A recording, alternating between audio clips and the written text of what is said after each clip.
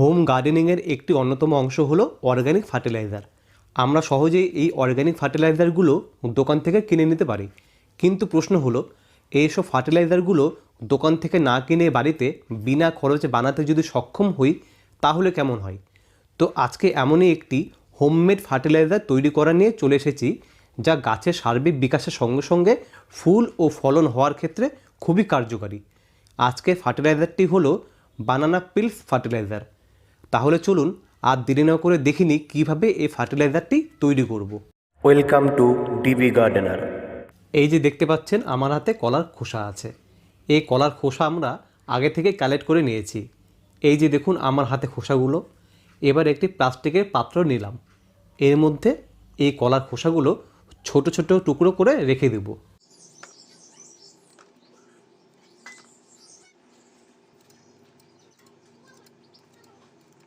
আপনারা দেখতে পাচ্ছেন আমার কাটা কমপ্লিট হয়ে গেছে।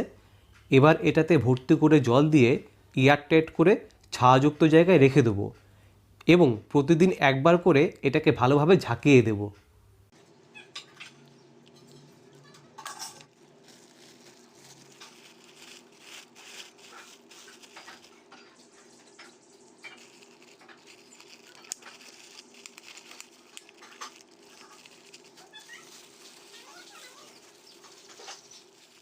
চার দিন হয়ে গেছে, এখন খুলে দেখব এর কি অবস্থা।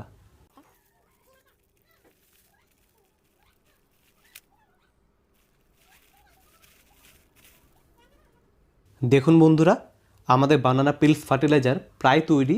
এখন এটাকে আমরা ছেঁকে নেব।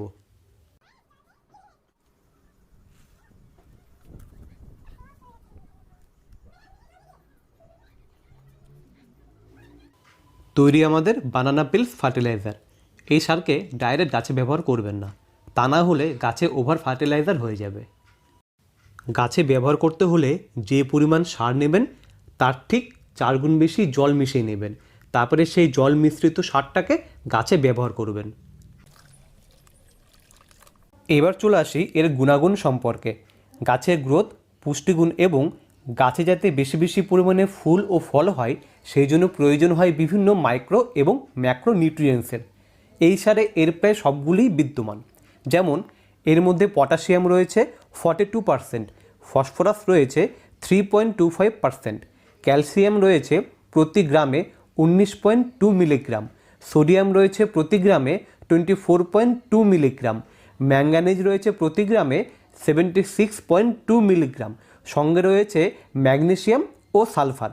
অর্থাৎ গাছের পুষ্টিগুণের জন্য যা যা দরকার তা সবই রয়েছে এই সারে। এই সার আপনি যে কোনো ধরনের গাছেই ব্যবহার করতে পারবেন। তো বন্ধুরা, আজকের ভিডিও এই পর্যন্তই। আপনাদের যদি ভিডিওটি ভালো লেগে থাকে তাহলে অবশ্যই লাইক, কমেন্ট এবং শেয়ার করতে ভুলবেন না। আর এমনই নতুন নতুন ভিডিও পাওয়ার জন্য নিচে থাকা সাবস্ক্রাইব বাটনে ক্লিক করে পাশে থাকা বেল আইকনে ক্লিক করে নোটিফিকেশনটি অন করে দেবেন। তাতে করে যখনই এই চ্যানেলে নতুন নতুন ভিডিও আপলোড করা হবে তখনই সেই ভিডিও সবার আগে পৌঁছে যাবে আপনার